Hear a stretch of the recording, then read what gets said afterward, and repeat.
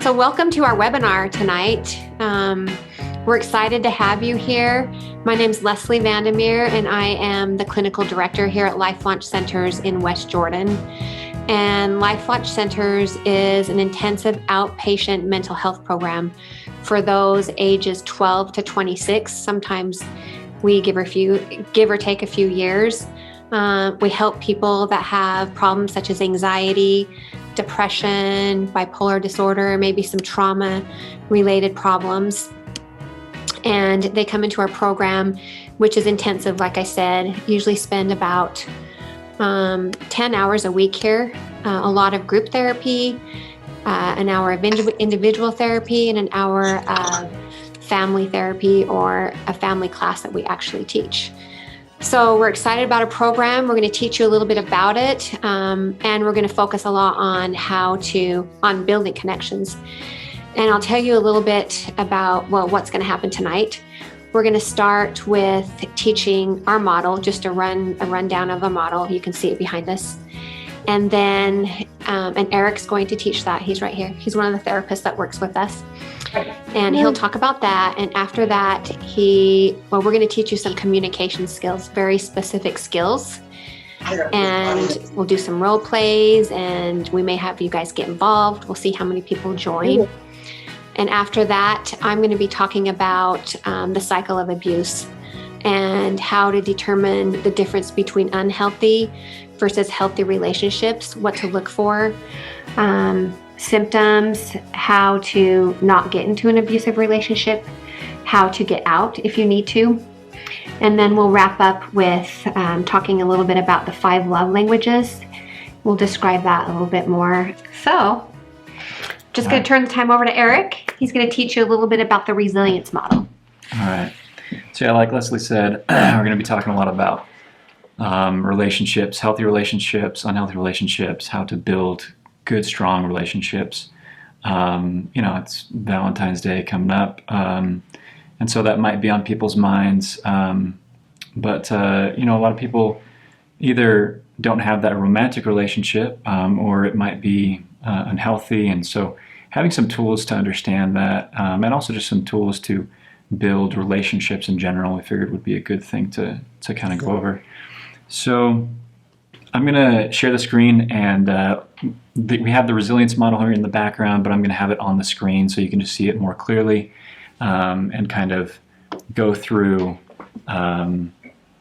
different elements of that and how it relates to kind of these relationships and what we've been talking about. So you can see here, if you can see it, we have the resilience model. Now this is a model that we work off of here at Life Launch Centers, and it's not something that like the concepts and the ideas were not developed by Life Launch, right? This is something that has been developed by a lot of different people, different researchers, therapists. You've got different, what's his name? Some people with like brain science, and you've got Brene Brown, who's contributed to some of this stuff. And Life Launch basically just kind of grabbed a lot of this stuff and combined it in a way and ordered it in a way that just kind of makes sense and is digestible and applicable. So Rick Hanson's one that was coming to my mind, neuroscientist. It's based off a lot of like dialectical behavioral therapy with Marsha Linehan. She created this form of therapy, and also cognitive behavioral therapy that was developed by Aaron Beck and a bunch of other researchers and scientists. But again, it was just kind of combined in a way that makes sense. If you look at this model here, you'll see again it's brain science based, and this it helps us just to understand how individually we can struggle with difficult things in our lives, and just some basic tools and understandings and things to focus on that can help us to be able to make good choices, and make sure that we can have our full brain really helping us out. And so again, starting with the brain here, there's different sections of the brain. I'm not going to go in depth in that. But what some of the neuroscientists or science has shown us is that there's an emotion part of our brain, which is like the midbrain. Amygdala is a part of that, which is like a threat detector part of our brain. And it kind of notices that there's threats in the environment, there's issues, things that we need to respond to in an emotional way. And then our forebrain, which you can see here in the blue, the part right behind our forehead, that's the last part of our brain to develop, and it's one of the most important things, and one of the things that really makes us human. Because it's the thing that allows us to really think logically through things, analyze things, to be able to plan ahead for the future, and make wise choices and bring balance to make sure that we're just not having knee-jerk reactions to things, right? What happens is we have a triggering event, if you look in the lower left-hand corner here. So that's anything, things can be triggering to different people, depending on our experiences, depending on a lot of things. And if something's triggering, what it is that it's something that we respond to as maybe like a threat or danger or some kind of problem. And it can lead to something that we call emotional hijacking, and that's the next circle here on the left. So that's again where the amygdala is kind of threat detector, right? Like a smoke alarm. It's noticing that triggering event, saying, "Hey, something's wrong," and it communicates to the rest of the midbrain, the emotion part of the brain, and it starts this process. And if it goes unchecked, and we're not careful of maintaining a good balance and calming ourselves down, we can become emotionally hijacked. And that's where this midbrain kind of portion, that emotion response just takes control. What happens is our forebrain right here, again, really important for making good decisions, bringing balance to things, it goes offline if we become hijacked, okay? And so that can look like, in relationships, you can specifically think of it as, if you're getting in an argument or something and you have some kind of an issue, like your partner comes up to you and says like, "Hey, I've got this problem with you," right? Immediately that might be a triggering event for you. Because it's like, whoa, you're attacking me. I'm getting defensive, right? I could get emotionally hijacked where maybe I respond with anger or frustration. Or I could be hurt and just like totally push that person away, right? What happens if we get emotionally hijacked and we're just totally responding to those emotions, unchecked? It ends up hurting our relationships, because then we end up saying things that we regret. We end up doing things we regret. We end up hurting other people. We end up hurting ourselves. We do self-destructive things when that happens. Okay, so we need a way to be able to kind of calm that down, to get this forebrain back online. Because again, if someone comes to me and they have some kind of problem with me in the relationship, I need that forebrain active to be able to say like, okay, I know you're thinking that this is an attack on you, and maybe there's some issues that need to be resolved, but let's take this a step at a time, that type of a thing. Just bringing balance to it, being able to respond in a healthy and helpful way. So something that helps with that, and again, this is based off of dialectical behavior therapy, is these distress tolerance tools, which is the next circle in the model here. These are things that we can do that just help us to kind of take the edge off and to kind of cool us down, calm us down for a little bit, to get that forebrain back engaged. Some quick examples are like deep breathing. So there's some deep breathing exercises, some mindfulness exercises about focusing on the present moment, focusing on your senses, and some others that just help us to take a minute, take a step back, calm down our bodies, so that we can again engage and with other people in a healthy way, in a way that's not going to be destructive. Next part here is sensations and emotions. Now, just noticing what our sensations and emotions are can be really important, becoming more aware of that, because they're trying to tell us things that are going on, or maybe that there is a problem and that we can respond. And so we need to learn how to be able to not let the emotion go to one extreme of taking control and hijacking us, and also not the other extreme of just like pushing it down and pretending like it's not there. numbing those emotions and things like that, right? So the emotions are there for a reason. Sensations in our bodies can be cues and let us know that there's some issues that we might be able to take care of. But again, we got to find that healthy balance of how to allow those emotions to be there, ride the wave of them in a healthy way, and do something productive with it.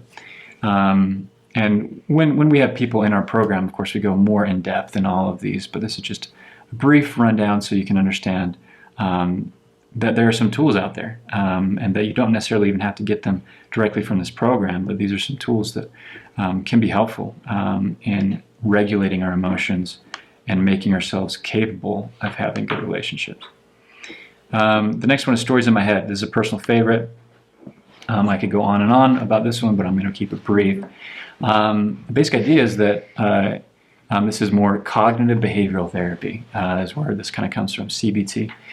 And the basic idea is that we have stories in our head, the way that we're thinking about a situation, the way that we fill in the gaps, like something could happen to me. So again, like let's say in a relationship type of situation, let's say it's like a sibling who comes to me and they just gave me a look, right? They gave me a look, and because we have a history, I'm making all sorts of assumptions of what that look means, right? All I see is just the glance, and I'm like, oh, he's probably doing this, he's probably upset at me because of this thing, but he's, he also let me down in this area, whatever.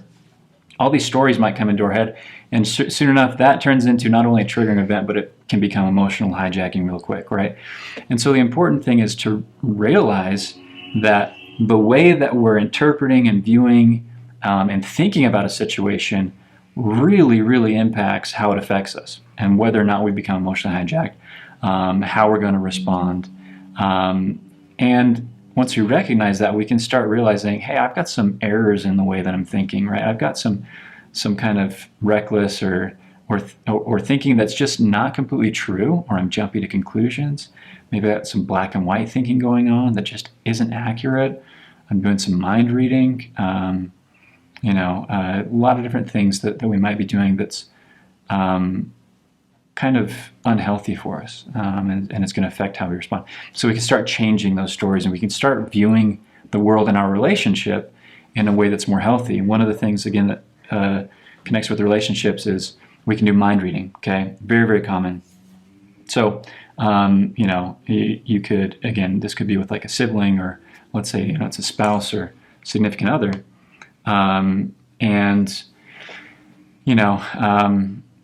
This person,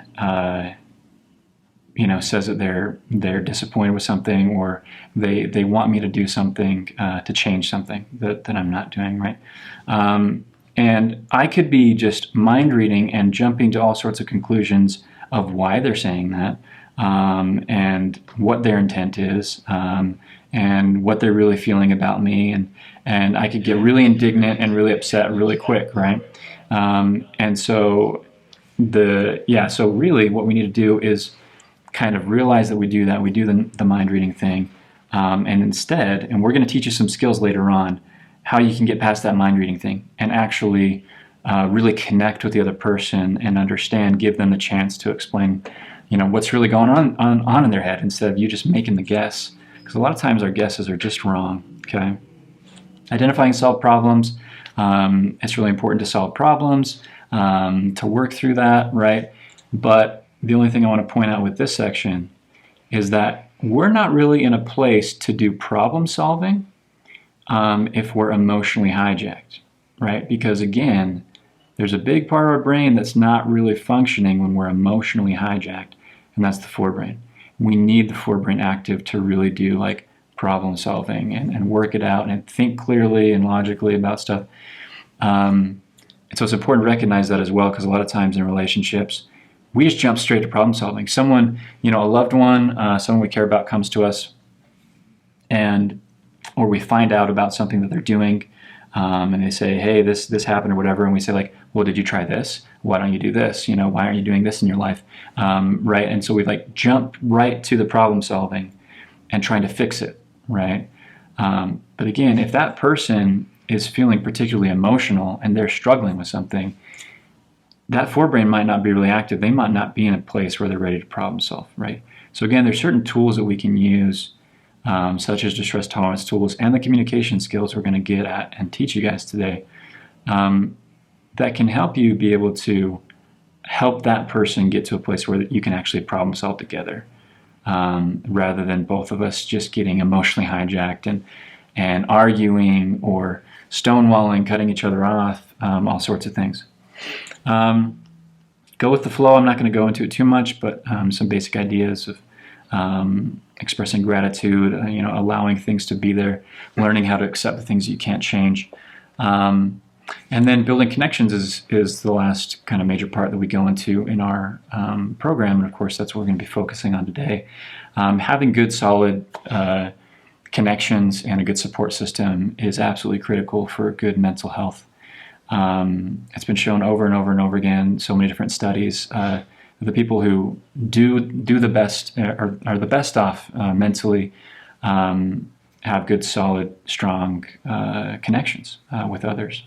And those who are struggling, it's really, really common to not have that or have problems in the connections that we have with other people. And a lot of times that's what really needs to be worked on in order for us to individually feel good. And one thing I didn't mention was values and goals. It's at the base of this model. It's at the base of everything we do.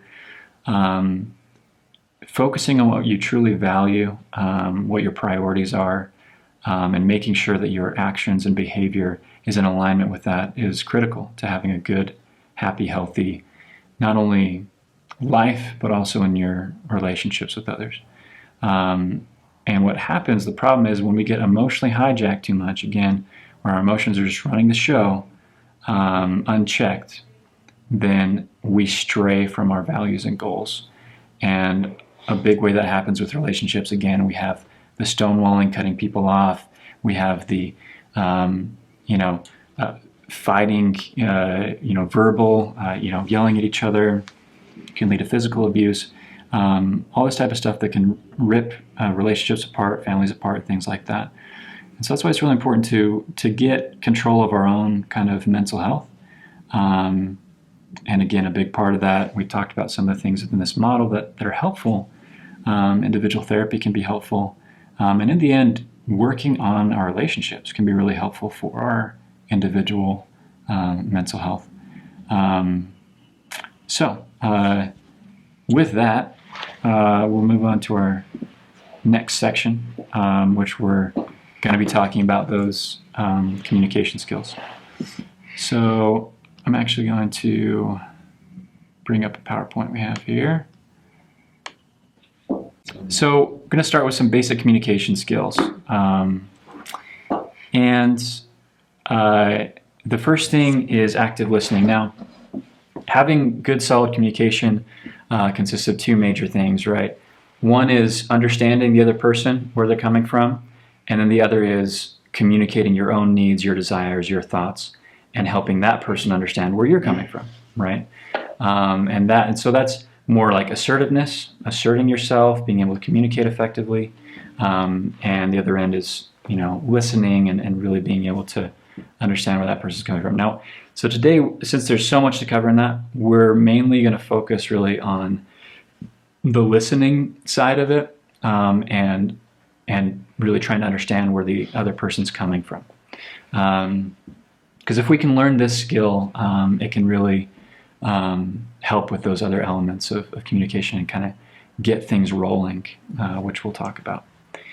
Okay, so active listening. Here are some basic elements of being an active listener. So the idea with active listening is it's not passive listening. I'm not just sitting there kind of like, yeah, whatever, right? Yeah, I guess I'm getting, a little bit what you're saying. What was that? It's like actually being engaged. It's really trying to understand what the other person's saying, okay? And that sounds so simple, but so many of us don't do it, right? A lot. Even me, like a lot of times I'm not active listening, even though I know the skills. And so, because it takes effort. So the points here: minimal encouragers, paraphrasing, clarifying questions, and empathizing. So minimal encouragers, that's basically giving little signs that you're listening and that you want the person to continue. Just kind of like, head nod, kind of body language, right? So eye contact, saying like, okay, right, okay, yeah, things like that to just like prompt them to keep going. Yeah, I'm listening, right? I'm here, I'm with you. Paraphrasing. That's basically just kind of repeating back what they've told you, right? Or at least what you understand of what they're trying to get across. So, and that might seem like, well, wouldn't it be like, offensive if I just like repeat back exactly what the person said? Then, but really, if I'm actually repeating it back, I'm giving that person a chance to say, yeah, and this, right? So I'm letting the person know, okay, I'm with you, right? So you're saying this and this and this. Yeah, exactly. And you allow them to keep going. And then the clarifying questions is a similar type of idea. But it's like, as you're going, if you don't understand something, you ask a question about it. So like, wait, is this what you mean? Or, oh, okay, so when you say this, like, what are you talking about exactly, right? Because again, the goal is I'm really trying to get on the same page with you. I'm really trying to understand where you're coming from. I'm trying to put myself in your shoes, which brings me to the next one, which is empathizing. Okay. So empathizing, we're going to go more in depth with that. The basic idea is really trying to connect with the emotion that person is feeling. And again, really just trying to put yourself in that person's shoes and see it, see what they're talking about from their perspective, which requires really feeling what they're feeling. So we're going to watch a little video here, and it's a clip. It's a little kind of animated clip with audio from Brene Brown. She's pretty popular. I believe she's a social psychologist or a sociologist. But anyway, she's a researcher, and she has some great stuff out there. And yeah, this will tell us a little bit about empathy, and then we'll kind of move on from there.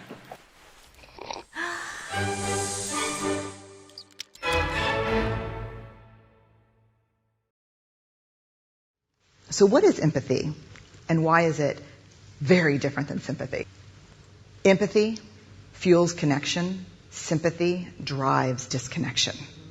Empathy, it's very interesting. Teresa Wiseman is a nursing scholar who studied professions, very diverse professions where empathy is relevant, and came up with 4 qualities of empathy.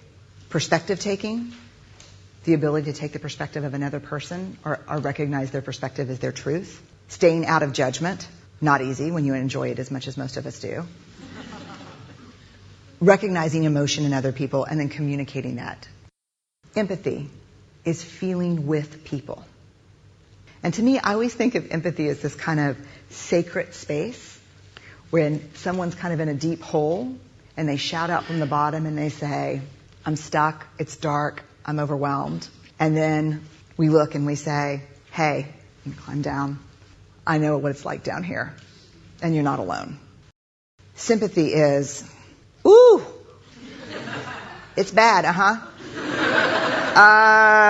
no, you want a sandwich?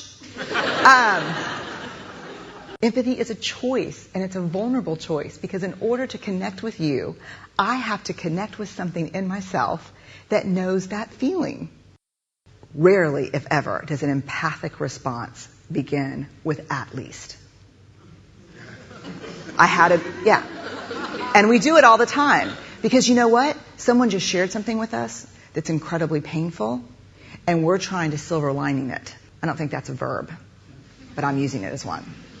We're trying to put the silver lining around it. So, I had a miscarriage. Oh, at least you know you can get pregnant. I think my marriage is falling apart. At least you have a marriage. John's getting kicked out of school. At least Sarah is an A student. But one of the things we do sometimes in the face of very difficult conversations is we try to make things better. If I share something with you that's very difficult, I'd rather you say, I don't even know what to say right now, I'm just so glad you told me. Because the truth is, rarely can a response make something better. What makes something better is connection.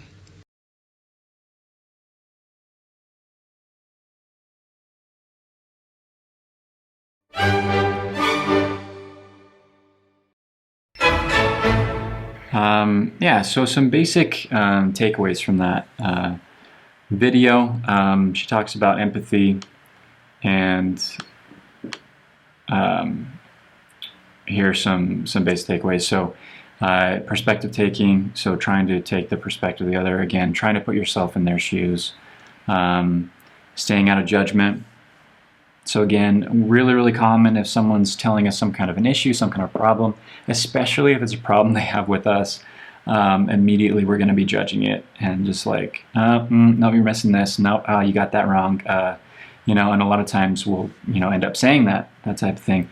If we're really trying to empathize, we got to do our best to just like stay away from that, at least at first, and just like, okay, I'm just trying to see it from the way that you're seeing it without saying whether it's right or wrong, right? And then recognizing and communicating emotion, right? So again, as you're trying to understand where this person's coming from, not judging it, but just like trying to see it as they see it, also trying to just connect with that emotion, and being able to communicate that. That can be as simple as like, wow, that sounds really confusing, or you put yourself in their shoes. This doesn't mean like saying, empathizing isn't, I know exactly how you feel necessarily, but it's, I can connect with something that's similar to what you're going through.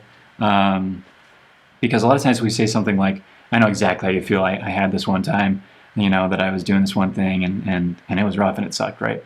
Sometimes it can be invalidating because they're like, okay, well, you're not actually quite getting it. It's a little bit different, right?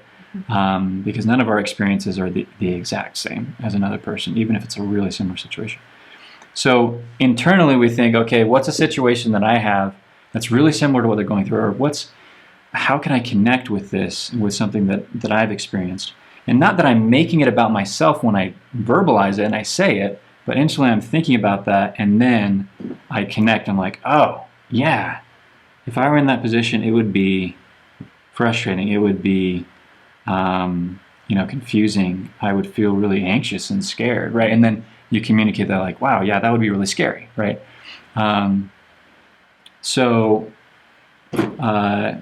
Yeah, again, some of the things to maybe stay away from would be pretending like you know exactly what they're saying, making it about you and kind of your problem or your issue. Because again, we're trying to understand where you're coming from, what you're experiencing. And I'm just trying to connect with that, and also not trying to get my point across. When I'm saying clarifying questions, for example, we're not trying to give questions that are like leading questions that to get my point across or to get you to think a certain way. At least not when we're trying to do active listening and empathy. But yeah, we'll talk about some more as we do this. Do you have anything to add to that, Leslie, before we do the role play? Yeah, just maybe to what Brene Brown said, as far as sometimes we may not have anything to say, but it's being available to someone with them in that emotion. And for example, I think going to funerals for me is really hard because I don't feel like I can say anything that can really help someone feel better in that situation. And so maybe just going and giving them a hug and saying, I don't know what to say, but I'm here. If there's anything I can do, let me know. But where they can actually feel, what I'm giving them or feel that. So sometimes we may not have to say anything, and it's just being there with them. Yeah, and going along with that, this comes back to this resilience model and what I was saying earlier. One of the reasons that's so helpful, and it's like that connection is what's important, is because, again, if we come into it just with our logical, rational brains, just trying to say problem solving, right? Oh, well, why don't you do this? It's going to make you feel better, right?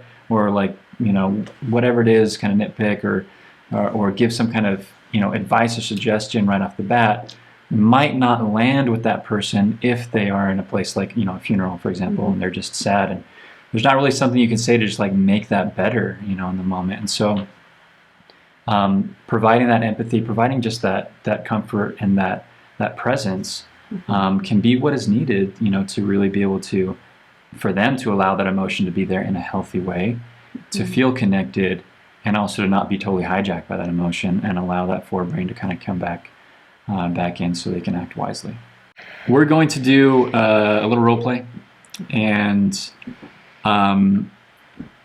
it's really hard for me to take Leslie seriously. We're having a hard time with this because we work together. We're gonna pretend like this is a serious, like we're in a serious relationship, right? Even though she's like my boss.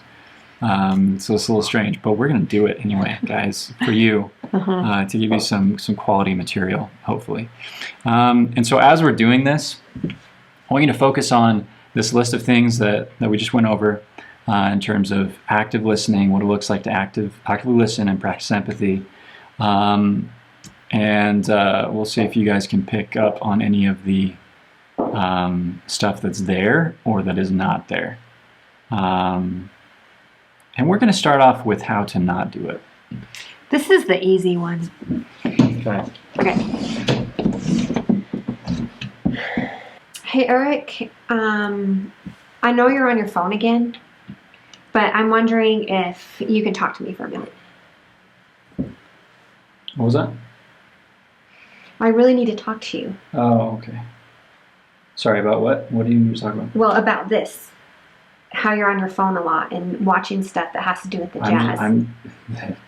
Here we go with the jazz. So I'm just checking the score, all right? Like, this is a big game. It's really important. Okay, can we come back to this later? Well, how about in like a minute? Like, really, you're going to be hounding me about this? Yeah, okay, pretty much. Let's just talk about it. Let's just go. All right. Okay, so I've been feeling like you are not giving me enough attention. Mm-hmm.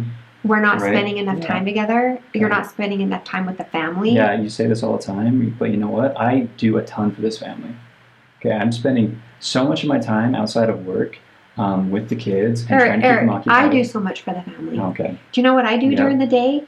I'm doing the dishes. I'm doing the wash. Right. I'm teaching them how to read. You're watching the Great British Baking Show. And not paying attention to the kids. You know what? Don't mock my British baking show. You're on Instagram, so I don't know why you're coming at me with being on my phone when you're on your phone just as much as me. How about that? Is that good enough? Yeah, that's good. We are not getting anywhere with this conversation. All right. Yeah. I interrupted you. You interrupted me too, multiple times. I sure did. Which was very rude. Mm-hmm. You put down my cooking show. Yeah, I actually love Great British Baking Show, so that was definitely in character. That wasn't real. Mm-hmm. Yeah, so there wasn't much listening going on, right? Mm-hmm. It was all about each of us trying to get our point across, right? It wasn't about trying to understand where the other person's coming from. We're just trying to get them to understand what we think, right? A lot of defensiveness. I'm being attacked, so I'm going to attack you. I'm deflecting what's really the problem that you're bringing up. A lot of blame. That covers it pretty well. Yeah, and you can see how this wouldn't get anywhere, really. Yeah.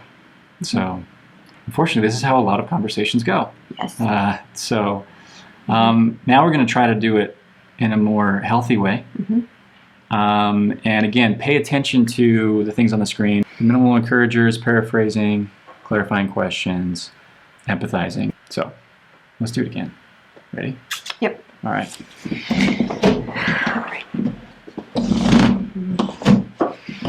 So I'm on my phone, and I'm checking the score for a jazz game that's going on.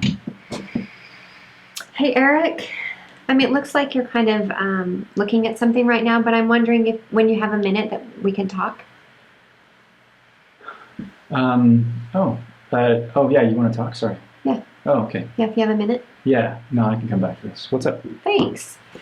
Well, I just wanted to tell you that lately I have been feeling like we're not spending enough time together. And I felt kind of lonely. I've really been missing you. Oh, okay. Gotcha. So you're feeling lonely right now? You're feeling that we haven't been spending enough time together? Yeah, and the kids, I feel like the kids haven't spent enough time with you. And we're just missing our time with you, missing you. Gotcha. Okay. I mean, that sounds, I mean, that sounds frustrating, sounds upsetting from your side. Um, can I ask, like, what's happening with that? Like what's going on to not have that time? What am I doing or not doing? Well, I've noticed that a lot of weekends you will spend at your friend's house watching the game. Yeah. Or when we're at the dinner table just with our family, maybe you'll be checking the score or doing what you do. And so yeah, I do that a lot. We're feeling like, oh my gosh, maybe we're not as important. Huh, yeah, I hadn't really thought about it before. So because I'm on my phone, or I'm spending time with my friends, that it feels like that's a priority and that you're not as important. Mm-hmm. Gotcha. Okay. Yeah, that's probably pretty sad to be in that spot. Yeah, it's really sad. Yeah. Okay. How do you feel about it? Like, yeah. Yeah, no, I'm glad you brought this up. I mean, I guess I do spend a lot of time on my phone, and I mean, I love the chess, right? I know you do. It's like really important to me, and I feel like it's like it's a stress reliever, and it's a break for me, to get away from things, and that's one of the reasons that, like, I feel like, I mean, I you know, time here at home is really important, right? But at the same time, for me, it's really important to have some time with my guy friends, right? We can just connect in a way that's like really rejuvenating for me, and yeah, I mean, I love jazz ever since I was a kid, so I guess that's kind of why I get into it. Does that make sense? Yeah, so it kind of like reminds you of good feelings when you were a kid, and you really like connecting in other places besides us, like with your friends, and especially when you've had like a stressful day, because I know you kind of have a stressful job, and so you enjoy that time and need it. It sounds like you need it. Yeah, yeah, I mean, I could probably, I know I don't need all of it, right? Like, it's important to me, but, thinking about what you're saying, like, this is important too, right? And this is more important, I mean, really. That makes me so happy inside. Yay. Okay, so we'll break it there. We'll break it. We could go into the problem solving and what we actually figure out, but we're not going to do that right now. So, what did we see here? Rate me, Leslie. So we both did it. We kind of switched, right? We switched roles. I actively listened first. She actively listened second, and we kind of went back and forth from there. What did I do? You did all of them. You asked a lot of clarifying questions, paraphrased, and it seemed like you really tried to put yourself in my shoes and to feel like how it feels to be lonely, and yeah, to miss that interaction. And sad and disappointed was one I could have mentioned. You did say disappointed. I don't think I did say it, but I could have. You could have, yeah. But yeah. So you did good. Yeah, I think job. we both did minimal encouragers, just kind of like nodding the head, eyesight, body language that we were actively listening, right? Put aside my phone, right? I'm not being distracted by that. The paraphrasing, you did a great job of paraphrasing what I was saying. I wasn't judging you because of the jazz either. Right. You could have very well done that. You could have been like, it's just a stupid game, right? Like, it's not nearly as important as family. But even though it's not important to you, you valued that it's important to me right now, right? And you're trying to understand how I might feel in terms of being important. So there's a chat. Oh, there's a chat. Hold on. Why? Okay, I'm not seeing it. Chat. Okay. A lot of staying out of judgment in each other's behaviors. Yes. Thank you, Kelvin. Exactly. Yeah. He gave us thumbs up. He said a lot of staying out of judgment, judging each other's behaviors is what he said. All right. Perfect. Yeah, we try. Thanks, Kelvin. All right. Yeah. Any other comments, you can make it in the chat because we're having issues with the audio. But if not, we can also keep going. Yeah. So there's one other element with this communication skills stuff. And so kind of at the bottom of the screen here, to kind of bring it together, there's this idea of seeking first to understand and then to be understood. So, and that's what we're trying to teach right here is with this active listening, with the empathy. It's trying to get at that, right? I'm really trying to give the other person not only space, but I'm trying to get into their space, like not in an aggressive way. I'm trying to step into their shoes basically, right? And really trying to understand where they're coming from and what they're trying to say and what they're feeling. And then like, once I've accomplished that, then, okay, let's go ahead and try to help them understand where I'm coming from. Because what happens is with that first one, all we did was just jump straight to, I'm trying to be understood. I'm trying to be understood. Right. And that's where we butt heads, right? Because we're not understanding each other. But if I instead step back and say, okay, I'm going to try to understand you. Right. And once I get that, okay, and we've gone back and forth, I've clarified, is this what you're saying? And that makes sense. Then it's like, okay, now I'm going to try to help you to understand where I'm coming from. And that person is going to be so much more likely to really want to understand where you're coming from if they feel understood, right? If they feel validated, then there's not going to be as much defensiveness. Oh, there's another chat thing. Any pointers on when staying out of judgment is very one-sided? Oof. Yeah.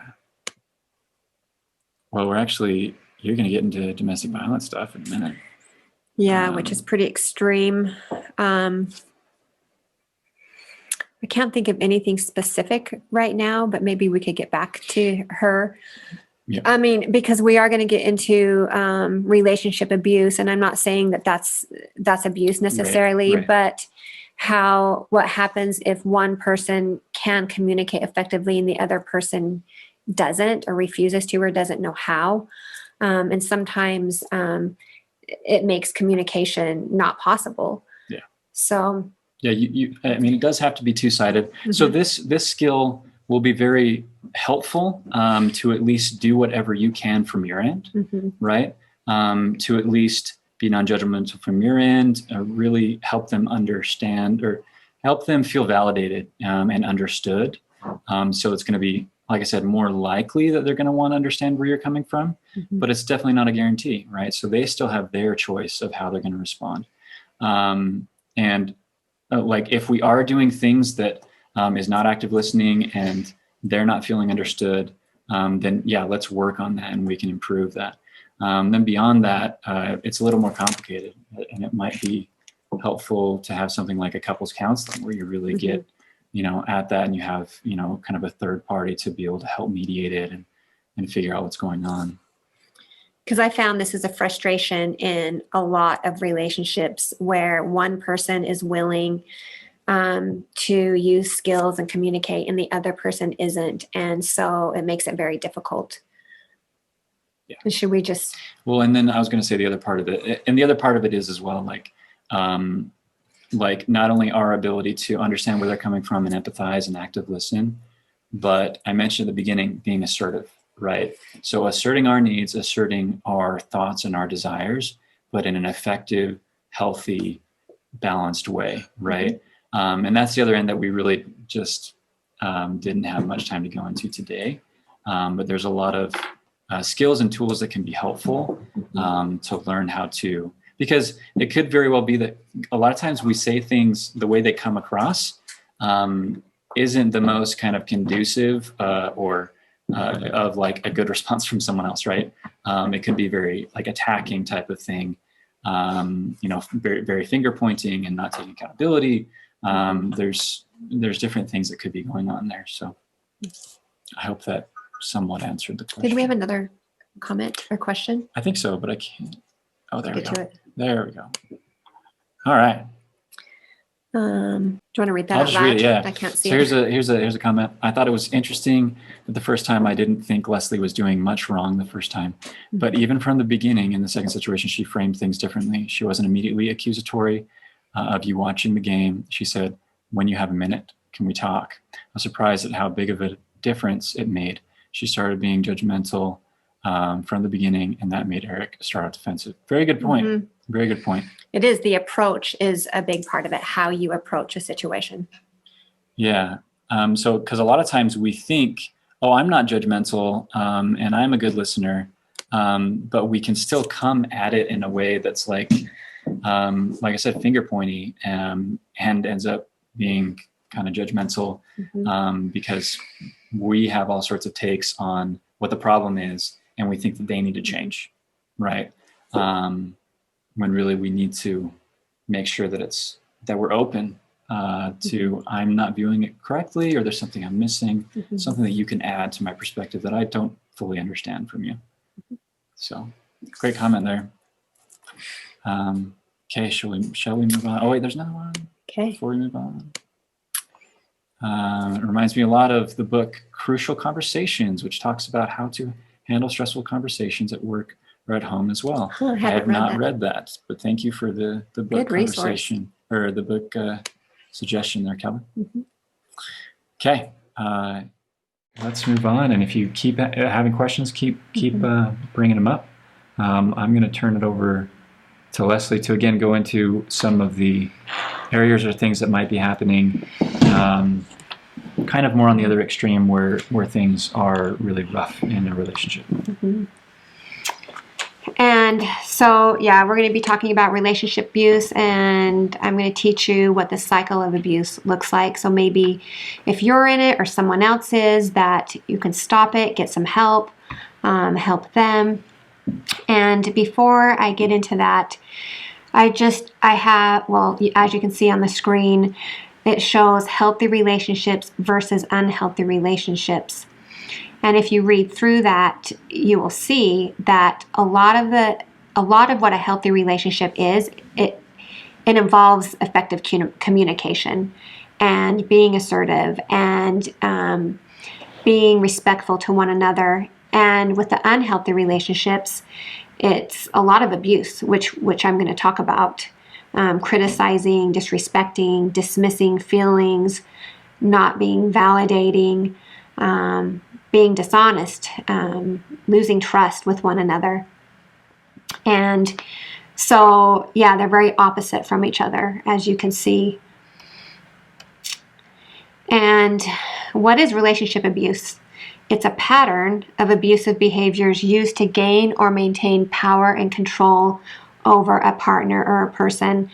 And it's important to recognize the pattern part of this, because sometimes in relationships, there may be a situation where someone, says something that's demeaning or says something that's mean to someone, and later they can figure this out, and it's not happening all of the time. Whereas in an abusive relationship, it is a pattern that continues to happen, and it is a cycle. And the person that's abusive is trying to gain power and control. That is what they want. I just have a few statistics, and I've got to see if I can. Oh, there we go. Nearly 20 people per minute are physically abused by an intimate partner in the United States. Nearly half of all women and men in the U.S. will experience psychological abuse by an intimate partner in their lifetime. So you will see that it's equal between men and women with psychological abuse, which is verbal abuse, emotional abuse. All of that fits into psychological abuse. More than 1 in 3 women and 1 in 9 men in the U.S. report having experienced rape, physical violence, and or stalking by an intimate partner in their lifetime. It's very high.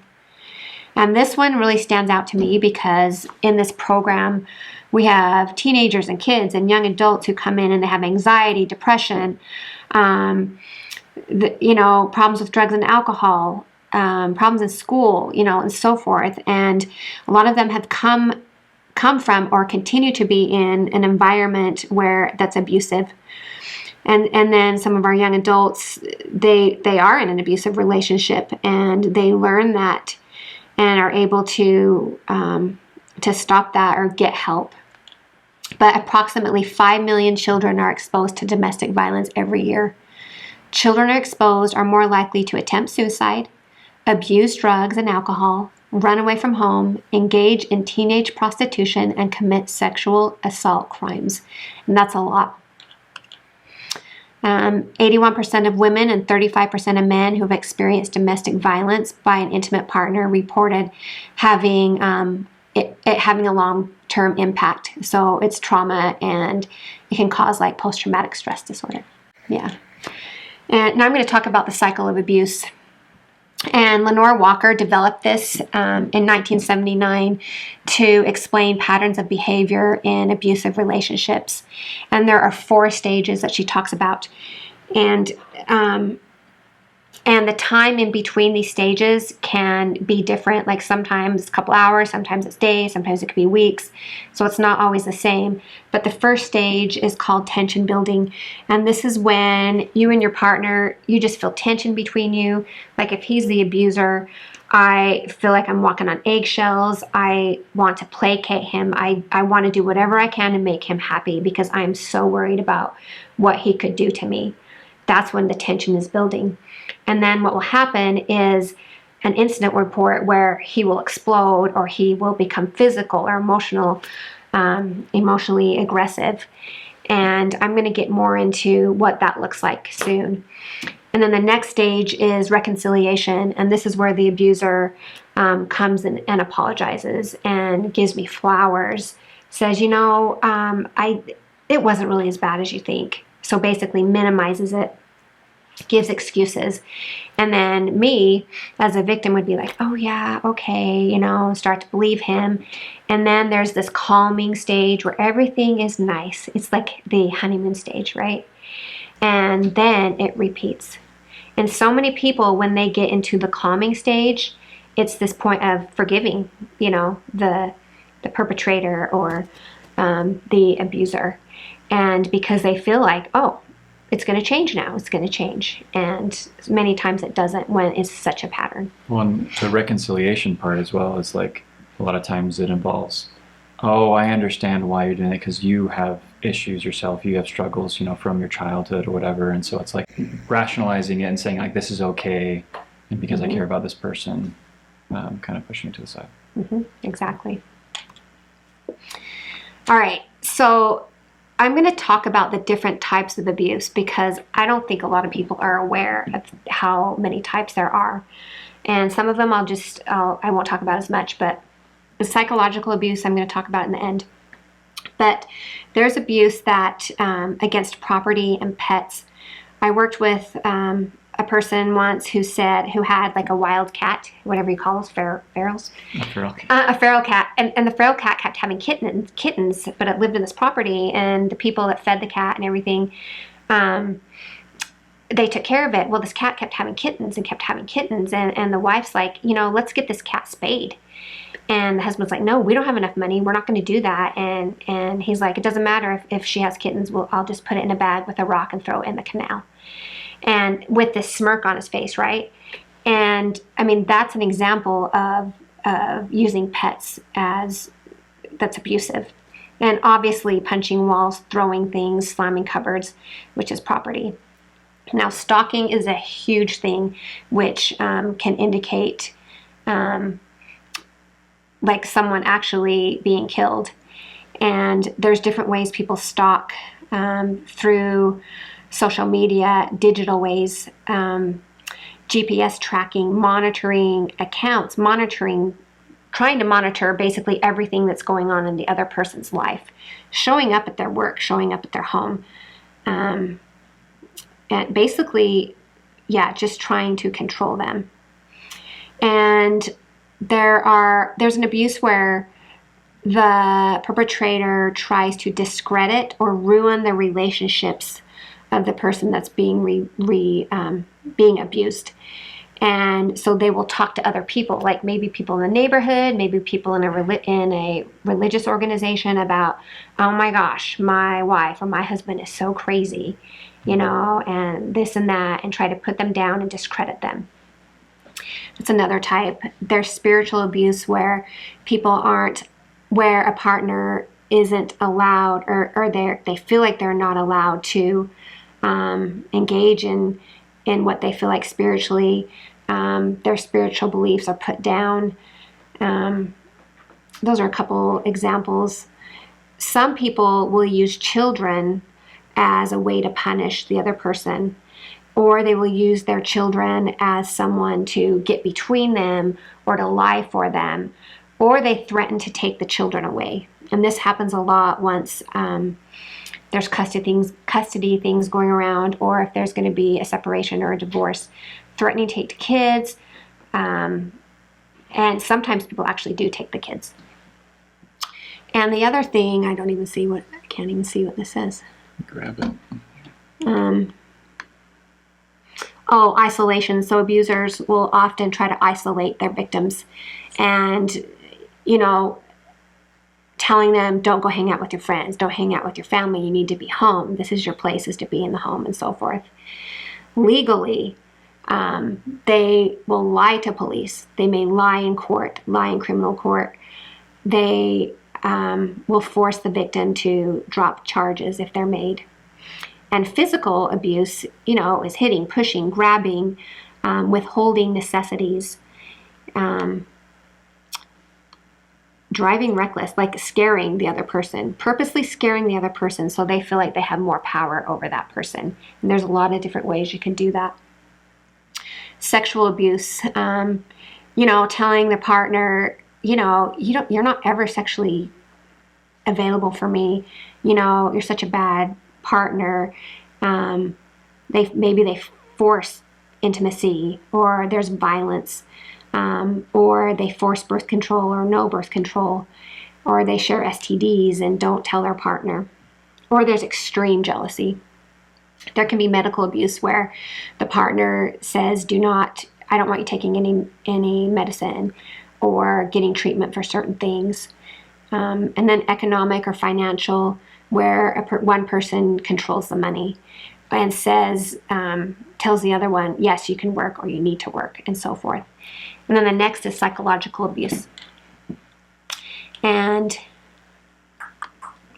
there you go. Okay, so psychological abuse, like I said before, sorry, we're trying to. There. So verbal abuse, mental abuse, emotional abuse, it all fits into psychological abuse. And one of the main things I wanted to talk about today is something called gaslighting. And I'm sure a lot of you have heard about gaslighting. It's a term that's used pretty frequently, I think. I don't know if people really knows what it means. But it's a form of emotional abuse, and it's the act of manipulating a person by forcing them to question their own thoughts, their own memories, events that occur around them. And someone that's being gaslighted actually starts to feel like they are crazy, and they doubt their own intuition. Oh. Click back on it. There you go. Sorry. Uh-oh. Sorry, I have to keep moving things around. So here are some examples. They say they haven't done something even when you have proof. So I had a client once that their partner kept saying, you don't do anything. All you ever do is lay in bed. You don't even take care of the kids. You don't do anything. And she started to believe this, right? She's like, maybe I don't do anything, and he's right, and I'm like this horrible parent or whatever. And I encouraged her to actually keep a journal of what she did. She took a journal every day and wrote in there everything that she did during the day. And later she found out, I am doing stuff. Like, why am I thinking that I'm not? I am obviously doing things. And I talked about this before, but the abuser will turn others against you. They tell you you are crazy. I already said that, but they tell you are crazy. Sometimes they will make the little crazy thing around their ear, right? And and again, the person that's being abused will doubt their intuition, and it's very hard to get that back, to get the trust back in themselves. And the person that's being abused feels confused about whether, what's really going on, and if they're on good terms with their partner. Anyway, so do you have anything to say about gaslighting? That was kind of fast. No. No. It's very, very destructive. And I know I'm kind of rushing through this, but I wanted to mention some signs that may indicate that a relationship could turn violent. And thanks, Eric. Now you can go. So if there's alcohol or substance use in the relationship, and this may not be like socially, but it's where it becomes a problem. And another indication is that, so if a couple argues a lot during the first year of marriage and the husband is a heavy drinker and the wife is not, it can indicate that it could turn violent, because couples who rarely argue are less likely to become violent, whether drinking or not. And it can be a cycle too, or it can turn, like one can lead to another. So if drinking can cause problems, like someone may have a hangover or they may miss their job, and that can turn into a problem, which creates arguing, which in turn can lead to violence. So yeah, alcohol and substance abuse, like that's a huge thing that can indicate violence happening. Sorry. Click. There you go. Violence in the first year predicts more in the next 2 years, and I would think later on too. So if there's violence in the first year, watch out. It's probably not going to change. And here are specific behaviors which could lead to future violence. And this goes into, a lot of this is, stalking and emotional abuse, but dropping by, so if the person drops by unexpectedly to check up on a partner, emotional manipulation, monopolizing the partner's time, wanting to be with them constantly, threatening retaliation for infidelity. So anyway, threatening any kind of retaliation really, and vigilance over a partner's whereabouts. That is the highest ranking tactic predicting violence. I'm going to talk a little bit about, do I have time? No, you can go quickly. Okay, the predictors of death, because domestic violence can lead to death. And I'm just going to talk about a quick study that was done in Ohio, and other clinical research has since substantiated what this study had shown. But it showed that a lot of relationships that ended in death, or where one partner actually kills the other person, they had been, 83% of them were separated or about to end. There was substance abuse in 68% of them. The abuse was escalating in 56% of them. Stalking behaviors, like I talked about, in 50%. A criminal history, 46%. There was child abuse happening in 33% of those. Threats to kill, threats of suicide. The perpetrator had a mental illness. That's in 31%. So I think people will believe, maybe they did this because they were mentally ill. Not necessarily. Perpetrator brought a weapon, 29%. Strangulation happened 29% of the time. There was previous serious injury, 23% of the time. They violated a protective order. There was sexual assault, 21% of the time, in these people that ended up dying. And the studies also showed that when someone was killed, 36% of them had children present. Now imagine that these children are witnessing this. And 91% of those who died were female.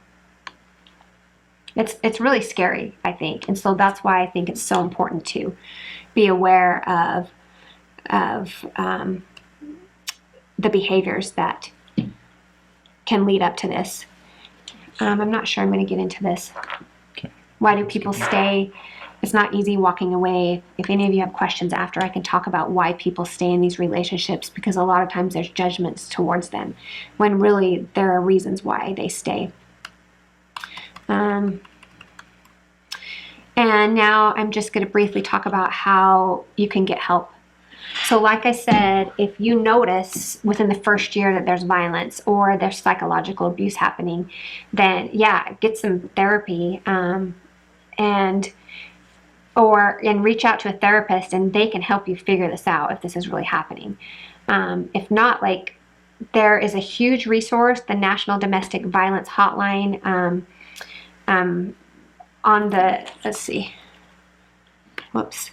There's a website, and you can actually go on this website, and it's confidential. So if you're in a relationship that is very dangerous and you want to get out of it, you go on this website. Like I said, it's confidential. They can actually help you find financial resources, legal help, ways to support your children, how to keep your pets safe.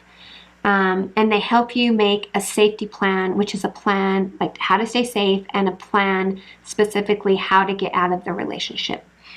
And there's actually a lot of resources like this, so you're not alone.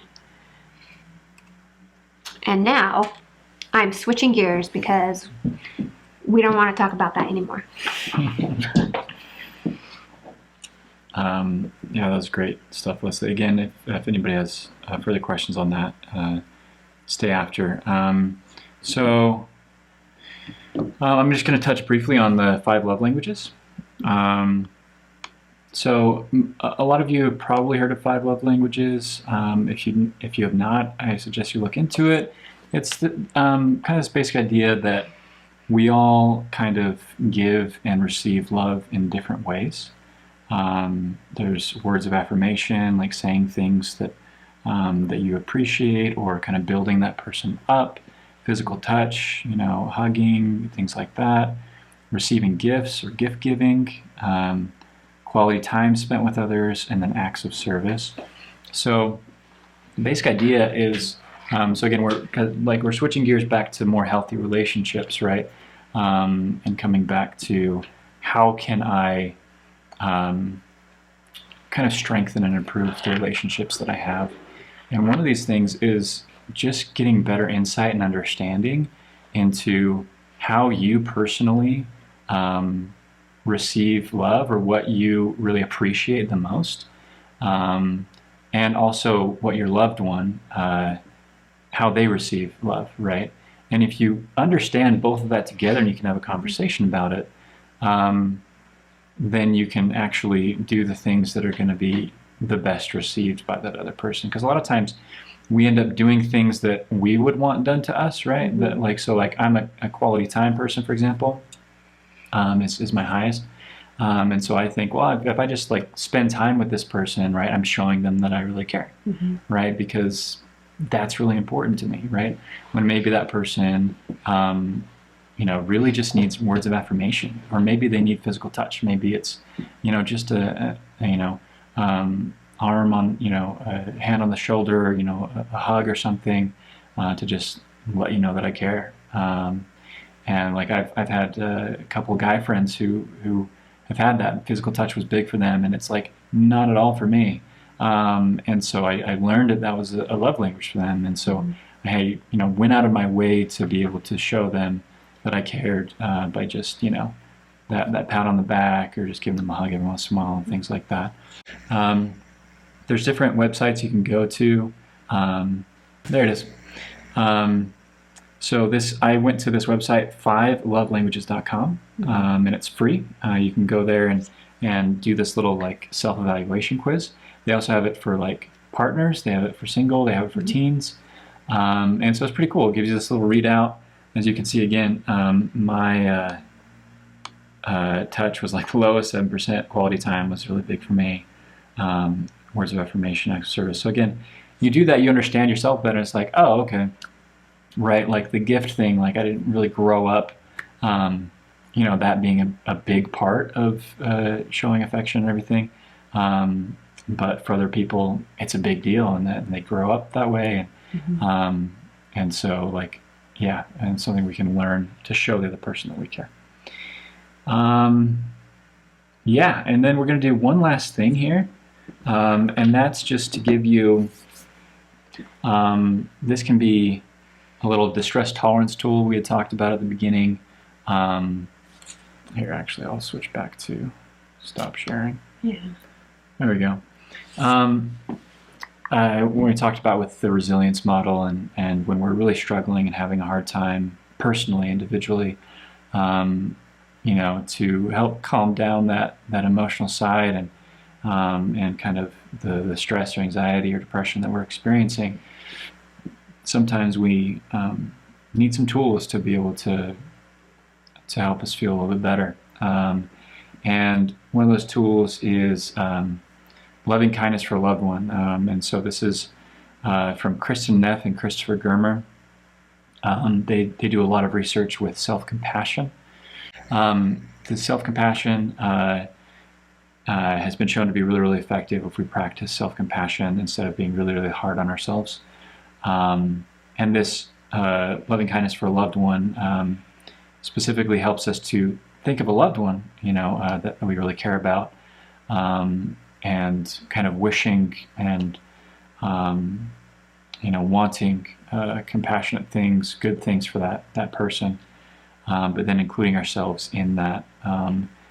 And ultimately, with self-compassion, the goal is treating myself as if I would treat, my best friend. So something to consider when you're really struggling or you're having a hard time. Again, we tend to be our worst critics, and we tend to be really hard on ourselves.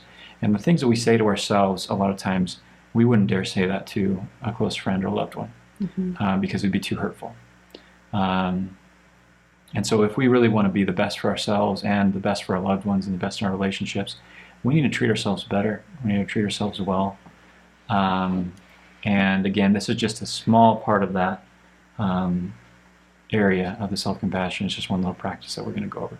So it's a little bit of a guided meditation type of thing. I'm just going to go through it verbally, and you can kind of close your eyes and just envision it and kind of think the thoughts as we're going along. Okay. And so again, this is from the Mindful Self-Compassion workbook. Highly recommend it. It's a good one. Well, and I want to mention too that we teach a lot of these self-compassion, loving kindness skills in the program, and people love them. Yeah. They're very effective. Yeah. Okay, sorry. Okay, you're good. All right, so allow yourself to settle into a comfortable position, either sitting or lying down. And if you like, put a hand over your heart or another location that is soothing as a reminder to bring not only awareness, but loving awareness to your experience and to yourself. And then bring to mind a person or another living being who naturally makes you smile. Someone with whom you have an easy, uncomplicated relationship. This could be a child, your grandmother, even a pet like a dog or cat, if a person doesn't readily come to mind, but just whoever naturally brings happiness to your heart. If many people or other living beings arise, just choose one and kind of focus in on that one individual. Let yourself feel what it's like to be in that being's presence. Allow yourself to enjoy the good company. Create a vivid image of this being in your mind's eye.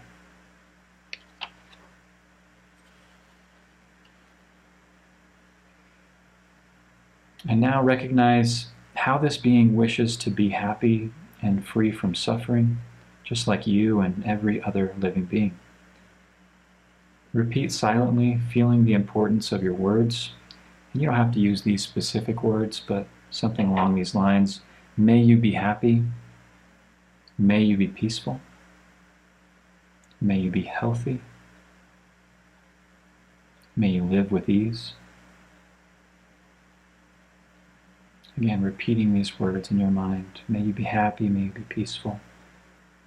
May you be healthy. May you live with ease. Or other words that you really wish for that individual. You may use your own phrases. If you have ones that you normally work with, or continue to repeat these phrases. And when you notice that your mind has wandered, return to the words and the image of the loved one you have in mind. Savor any warm feelings that may arise, just taking your time.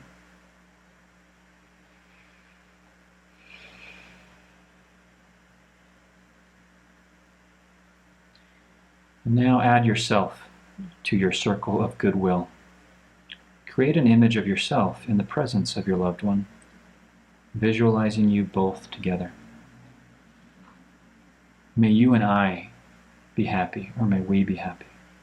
May you and I be peaceful. May we be healthy. May you and I live with ease. Or again, other phrases that work for you, that you really wish for that person. Just adding yourself into that circle of goodwill that you are wishing.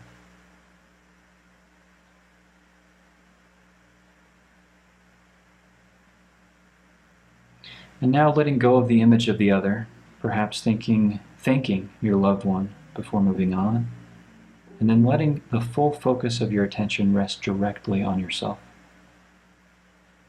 Put your hand again over your heart or elsewhere, and feel the warmth and gentle pressure of your hand. Visualize your whole body in your mind's eye, noticing any stress or uneasiness that may be lingering within you, and offering yourself this time the phrases, may I be happy, may I be peaceful, may I be healthy, may I live with ease.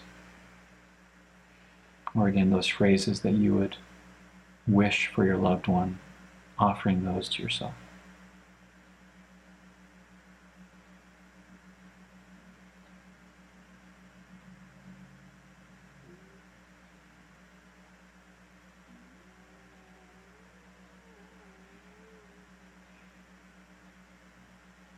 And after you've repeated that to yourself a few times, finally just taking a few deep breaths and just resting quietly in your own body, accepting whatever your experience is exactly as it is.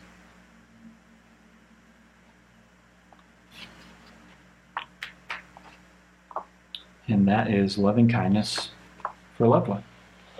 Again, I would recommend you can look into more self-compassion exercises, guided meditations online for free as well. It's something that we go into with the program can be helpful. So yeah. Thanks, Eric. All right, everyone, we so appreciate you being here tonight. I hope that you learned some things, got a takeaway, and some ideas of how to create better connections. Because remember, we're hardwired for connection. This is what brings us some meaning in life. So that's about it. But thank you. Thank you.